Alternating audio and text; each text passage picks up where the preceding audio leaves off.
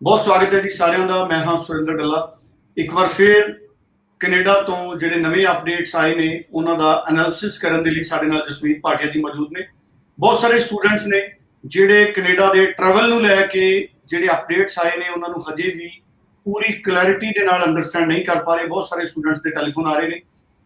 ਪੂਰੀ situation Canada ਦੀ ਇਸ ਵਕਤ ਕੀ ਹੈ ਟਰੈਵਲ ਨੂੰ ਲੈ ਕੇ, ਵੈਕਸੀਨੇਸ਼ਨ ਨੂੰ ਲੈ ਕੇ ਔਰ ਰਿਜ਼ਲਟਸ ਨੂੰ ਲੈ ਕੇ।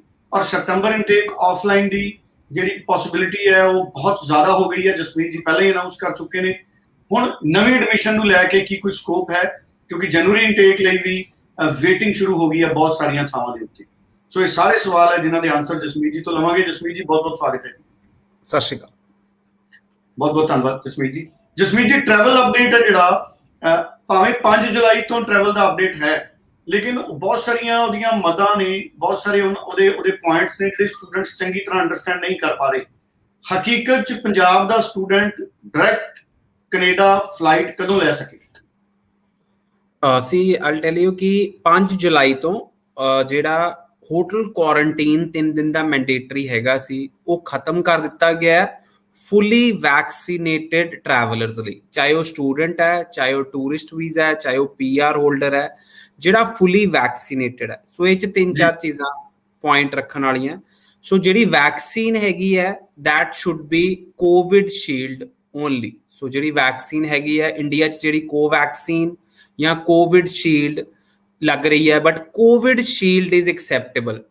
ਜਿਹੜੀਆਂ ਵੈਕਸੀਨ ਬਾਹਰ ਲੱਗ ਰਹੀਆਂ ਫਾਈਜ਼ਰ, ਮੋਡਰਨਾ ਔਰ Johnson and Johnson the vaccine is acceptable. ਸੋ ਜੇ ਤੁਸੀਂ ਕੋਵਿਡ ਸ਼ੀਲਡ ਟਰੈਵਲ ਕਰਨ ਤੋਂ 14 ਦਿਨ ਪਹਿਲਾਂ ਦੂਜੀ ਡੋਜ਼ ਲਵਾਈ ਸੀ ਤਾਂ ਤੁਹਾਨੂੰ 3 ਦਿਨ ਦਾ ਮੈਂਡੇਟਰੀ ਕੁਆਰੰਟੀਨ ਨਹੀਂ ਕਰਨਾ ਪਏਗਾ ਸਟਾਰਟਿੰਗ ਫਰੋਮ 5th ਜੁਲਾਈ। ਮੈਨੂੰ ਲੱਗਦਾ ਹੈ ਕਿ ਇਹਦੇ ਚ ਮੈਂ ਬੜਾ ਕ੍ਰਿਸਪਲੀ ਔਰ ਕਲੀਅਰਲੀ ਸਾਰੇ ਸਟੂਡੈਂਟਸ ਨੂੰ ਕਲੀਅਰ ਕਰਤਾ ਹੈ ਕਿ 5 ਜੁਲਾਈ ਤੋਂ ਜਿਹੜੇ ਵੀ ਟਰੈਵਲਰਸ ਹੋਣਗੇ ਉਹਨਾਂ ਨੂੰ 3 ਦਿਨ ਦਾ ਕੁਆਰੰਟੀਨ ਨਹੀਂ ਕਰਨਾ ਪਏਗਾ। ਪਰ ਜਿਹੜਾ ਨॉर्मल ਕੁਆਰੰਟੀਨ ਪੀਰੀਅਡ ਹੈ ਜੇ ਉਹ ਕਿਸੇ ਘਰ ਜਾ ਕੇ ਕਰਦੇ ਹੈ, ਹੋਟਲ ਚ ਕਰਦੇ ਹੈ ਜਾਂ ਕੋਵਿਡ ਰੈਡੀਨੈਸ ਪਲਾਨ ਜਿਹੜੇ ਕਿਸੇ ਕਾਲਜ ਦਾ ਰਹਿੰਦੇ ਹੈ ਉਹ ਸਟੂਡੈਂਟਸ ਨੂੰ ਕਰਨਾ ਪਏਗਾ। So we are particularly talking about international students. So students ਨੂੰ ਕੋਵਿਡ ਰੈਡੀਨੈਸ ਪਲਾਨ ਜਿਹੜਾ ਕਾਲਜਸ ਦਾ ਉਹ ਲੈਣਾ ਪਏਗਾ। ਥਰਡਲੀ ਸੋ ਹੁਣ ਅਸੀਂ ਗੱਲ ਕਰਦੇ ਹਾਂ ਕਿ ਇੰਡੀਆ ਤੋਂ ਫਲਾਈਟਾਂ ਖੁੱਲੀਆਂ ਕਿ ਨਹੀਂ ਖੁੱਲੀਆਂ। ਸੋ ਇੰਡੀਆ ਤੋਂ ਜਿਹੜਾ ਟਰੈਵਲ ਬੈਨ ਹੈਗਾ ਉਹ ਐਕਸਟੈਂਡ ਕਰ ਦਿੱਤਾ ਗਿਆ ਡਾਇਰੈਕਟ ਫਲਾਈਟਾਂ ਵਾਸਤੇ 21 ਜੁਲਾਈ ਤੱਕ। ਸੋ ਇੰਡੀਆ ਤੋਂ ਜਿਹੜਾ ਟਰੈਵਲ ਬੈਨ ਹੈ ਉਹ ਐਕਸਟੈਂਡ ਕਰ ਦਿੱਤਾ ਗਿਆ 21 ਜੁਲਾਈ ਤੱਕ। ਸੋ ਸਟੂਡੈਂਟਸ ਮੈਂ ਇੱਕ ਦੱਸਣਾ ਚਾਹਾਂਗਾ ਪਾਕਿਸਤਾਨ ਤੋਂ ਟਰੈਵਲ ਬੈਨ ਹਟਾ ਦਿੱਤਾ ਗਿਆ।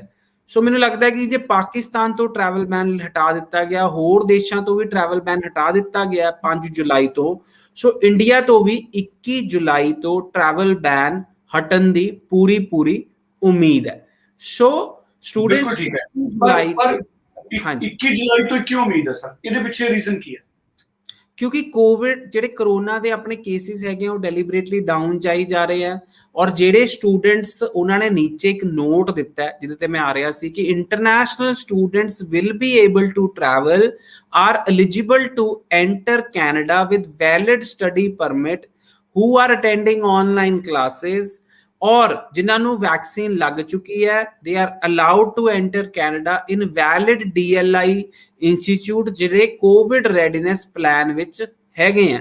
ਸੋ ਇੱਕ ਉਹਨਾਂ ਨੇ ਨੋਟ ਦਿੱਤਾ ਹੈ ਕਿ international student can enter Canada.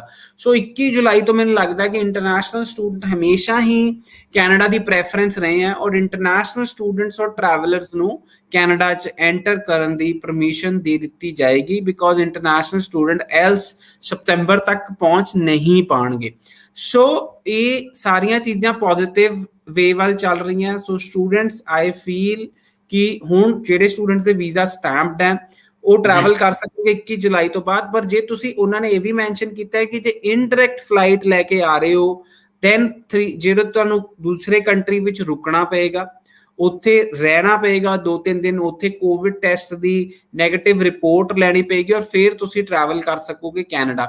But that is not the way to travel. I will not advise any student. So right now you should wait for direct flights to open ਔਰ air Canada ਨੇ ਆਪਣੀ flight booking system open ਕਰ ਦਿੱਤਾ ਹੈ Indians ਵਾਸਤੇ। ਸੋ this is this is the latest update ਜਿਹੜਾ ਨਟਸ਼ੈਲ ਚ ਮੈਂ ਸਾਰੇ ਸਟੂਡੈਂਟਸ ਦੇ ਨਾਲ ਸ਼ੇਅਰ ਕੀਤਾ ਇਸ ਵੀਡੀਓ ਦੇ ਰਾਹੀਂ। ਐਂਡ ਮੈਨੂੰ ਲੱਗਦਾ ਕਿ ਇਹ ਬਹੁਤ ਹੀ ਪੋਜ਼ਿਟਿਵ ਅਪਡੇਟ ਹੈ ਕਿ 5 ਜੁਲਾਈ ਤੋਂ ਜਿਹੜਾ 3 ਦਿਨ ਦਾ ਕੁਆਰੰਟੀਨ ਦਾ ਖਰਚਾ ਸੀ, ਫੁੱਲੀ ਵੈਕਸੀਨੇਟਡ ਮਤਲਬ ਜਿਨ੍ਹਾਂ ਨੂੰ 2 ਡੋਜ਼ਿਸ ਲੱਗ ਜਾਣਗੀਆਂ, 14 ਦਿਨ ਲੱਗੇ ਹੋ ਜਾਣਗੇ 2 ਡੋਜ਼ਿਸ ਲੱਗੇ, ਉਹਨਾਂ ਲਈ ਹਟਾ ਦਿੱਤਾ ਗਿਆ। ਬਿਲਕੁਲ ਚੰਗੀ ਗੱਲ ਹੈ ਜਸਮੀਤ ਜੀ, ਪਰ ਕੈਨੇਡਾ ਨੇ ਇਹ ਕਲੈਰਿਟੀ ਹਜੇ ਵੀ ਨਹੀਂ ਦਿੱਤੀ ਕਿ ਜਿਹੜੇ ਸਟੂਡੈਂਟ ਪੋਜ਼ਿਟਿਵ ਹੋ ਗਏ ਸੀ ਉਹ ਕੀ ਉਹਨਾਂ ਨੂੰ ਇੰਜੈਕਸ਼ਨ ਦੀ ਲੋੜ ਹੈ, ਵੈਕਸੀਨੇਸ਼ਨ ਦੀ ਲੋੜ ਹੈ? ਕਿਉਂਕਿ ਸਾਡੇ ਪਾਲਿਸੀ ਹੈ ਇੰਡੀਆ 'ਚ ਹੁਣ ਕਿ ਅਗਰ ਕੋਈ ਪੋਜ਼ਿਟਿਵ ਹੋ ਗਿਆ ਤੇ 3 ਮਹੀਨੇ ਉਹਨੂੰ ਇੰਜੈਕਸ਼ਨ ਨਹੀਂ ਲੱਗਣਾ। ਮੈਂ ਵੀ ਪੋਜ਼ਿਟਿਵ ਹੋਇਆ ਸੀ, ਉਹਦੇ ਤੇ ਵੀ ਉਹਨਾਂ ਨੇ ਕਿਹਾ rest other travellers have to follow all the rules and regulations, ਮਤਲਬ ਉਹਨਾਂ ਨੂੰ 3 ਦਿਨ ਦਾ ਕੁਆਰੰਟੀਨ ਪੀਰੀਅਡ ਕਰਨਾ ਪਏਗਾ ਅਦਰ ਟਰੈਵਲਰਸ ਨੂੰ। Rest other travellers have to follow quarantine, 3 days quarantine hotel ਵਾਲਾ ਵੀ ਲੈਣਾ ਪਏਗਾ ਔਰ 14 ਦਿਨ ਬਾਹਰ ਵੀ ਉਹਨਾਂ ਨੂੰ ਕੁਆਰੰਟੀਨ ਕਰਨਾ ਪਏਗਾ। ਰੈਸਟ ਅਦਰ ਕੰਡੀਸ਼ਨ, ਜਿਹੜੇ ਕੋਵਿਡ ਪੋਜ਼ਿਟਿਵ ਹੋ ਗਏ, ਜਿਹੜੇ ਕੀ ਕਹਿੰਦੇ ਆ ਜਿਹਨਾਂ ਨੂੰ ਵੈਕਸੀਨ ਨਹੀਂ ਲੱਗੀ ਜਾਂ ਨਹੀਂ ਲਗਵਾਉਣਾ ਚਾਹੁੰਦੇ ਜਾਂ ਕੋਈ ਹੋਰ ਰੀਜ਼ਨਸ ਕਰਕੇ, ਜਾਂ ਜਿਹਨਾਂ ਨੂੰ ਕੋਵੈਕਸੀਨ ਲੱਗੀ ਹੈ, ਇਟ ਇਜ਼ ਨਾਟ ਐਕਸੈਪਟੇਬਲ। ਸੋ ਉਹਨਾਂ ਸਾਰਿਆਂ ਨੂੰ ਰੈਸਟ ਅਦਰ ਫੋਲੋਜ਼ ਆਲ ਦ ਰੈਗੂਲਰ ਜਿਹੜੇ ਰੂਲਸ ਹੈਗੇ ਉਹਨਾਂ ਨੂੰ ਫੋਲੋ ਕਰਨੇ ਪੈਣਗੇ। ਬਿਲਕੁਲ ਠੀਕ ਹੈ। ਸੋ ਉਹਨਾਂ ਨੂੰ ਬਾਕੀ ਸਾਰੇ ਰੂਲਸ ਨੇ ਜਿਹੜੇ ਉਹ ਫੋਲੋ ਕਰਨੇ ਪੈਣਗੇ। ਸੋ ਜਸਮੀਤ ਜੀ, ਇਹਦੇ ਨਾਲ ਮੈਂ ਇਹ ਜਾਣਨਾ ਚਾਹੂੰਗਾ ਕਿ ਵੇਟਿੰਗ ਲਿਸਟ ਕਹਿੰਦੇ ਜਨਵਰੀ ਇਨਟੇਕ ਲਈ ਬਣਨ ਲੱਗੀ ਹੈ ਤੇ ਸਾਡੇ 10+2 ਵਾਲੇ ਸਟੂਡੈਂਟਸ ਜਿਨ੍ਹਾਂ ਦੇ ਰਿਜ਼ਲਟ ਨਹੀਂ ਆਏ, CBSE 10+2 ਪੰਜਾਬ ਬੋਰਡ, ਉਹ ਸਟੂਡੈਂਟਸ ਫਿਰ ਕੀ ਕਰਨਗੇ ਅਗਰ ਜਨਵਰੀ ਇਨਟੇਕ ਦੀ ਵੇਟਿੰਗ ਬਣ ਗਈ? ਜਨਵਰੀ ਇਨਟੇਕ ਪਹਿਲਾਂ ਹੀ ਛੋਟਾ ਹੁੰਦਾ। ਸੋ ਜਨਵਰੀ ਇਨਟੇਕ ਆਲਰੇਡੀ ਵੇਟ ਲਿਸਟ ਹੋ ਰਿਹਾ। ਮੈਂ ਸਾਰਿਆਂ ਨੂੰ ਕਹਿਣਾ ਚਾਹਾਂਗਾ right now some people are thinking ਕੀ ਕਹਿੰਦੇ ਆ ਕਿ we should wait till the flights are open, till the VFS normal operations open, till everything is normal. But I will tell you कि right now results slow है, everything is slow. But after a few months, offer letters will take so much time. There will be no places in government colleges. It will be a really big fight to get an offer letter of a government college. So students and their parents should be really sensitive and plan it beforehand. मतलब कि ਹੁਣੇ ਤੋਂ ਹੀ ਅਸੀਂ plan ਕਰਨਾ ਸ਼ੁਰੂ ਕਰ ਦਈਏ ਜਿਨ੍ਹਾਂ ਨੇ ਖਾਸ ਕਰਕੇ ਇਸ ਸਾਲ +2 ਕੀਤੀ ਹੈ ਐਂਡ ਜਿਹੜੀ ਉਹਨਾਂ ਦੀ ਪਲਾਨਿੰਗ ਜੇ ਮਿਸਿੰਗ ਹੈਗੀ ਹੈ ਤਾਂ ਉਹ ਆਪਣੀ ਪਲਾਨਿੰਗ ਕਰਨ, ਆਪਣੇ ਫੰਡਸ ਰੈਡੀ ਰੱਖਣ। ਕਈ ਵਾਰੀ ਇਦਾਂ ਹੁੰਦਾ ਕਿ ਸਟੂਡੈਂਟਸ ਆਫਰ ਲੈਟਰ ਲੈ ਲੈਂਦੇ ਆ, ਐਤਕੀ ਦੇਖਣ ਨੂੰ ਮਿਲਿਆ ਬਟ ਫੀਸ ਜਮ੍ਹਾਂ ਨਹੀਂ ਕਰਾਉਂਦੇ। So this is something really important ਕਿ ਜੇ ਸਟੂਡੈਂਟਸ ਤੁਹਾਨੂੰ ਕੀ ਕਹਿੰਦੇ ਆ ਆਫਰ ਲੈਟਰ ਮਿਲ ਚੁੱਕੀ ਹੈ ਤਾਂ ਆਈ ਵਿਲ ਐਡਵਾਈਜ਼ ਯੂ ਕਿ ਤੁਸੀਂ ਆਪਣੀ ਫੀਸ ਜਮ੍ਹਾਂ ਟਾਈਮ ਸਿਰ ਕਰਾਓ।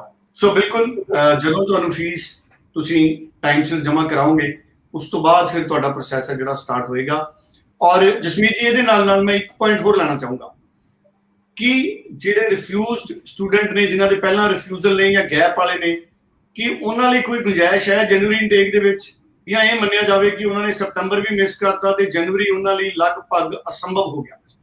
ਨਹੀਂ, ਇਸ ਟਾਈਮ ਤੇ ਜਨਵਰੀ intake is open. So I will advise ਕਿ ਸਟੂਡੈਂਟਸ ਸ਼ੁੱਡ ਕੀ ਕਹਿੰਦੇ ਗੋ ਹੈਡ ਫॉर ਜਨਵਰੀ ਇਨਟੇਕ, ਖਾਸ ਕਰਕੇ ਜਿਨ੍ਹਾਂ ਨੂੰ ਪਹਿਲਾਂ ਰਿਫਿਊਜ਼ਲ ਦਾ ਸਾਹਮਣਾ ਕਰਨਾ ਪਿਆ ਸੀ ਜਾਂ ਜਿਨ੍ਹਾਂ ਦਾ ਗੈਪ ਹੈ ਜਾਂ that is they have some issues in there profile.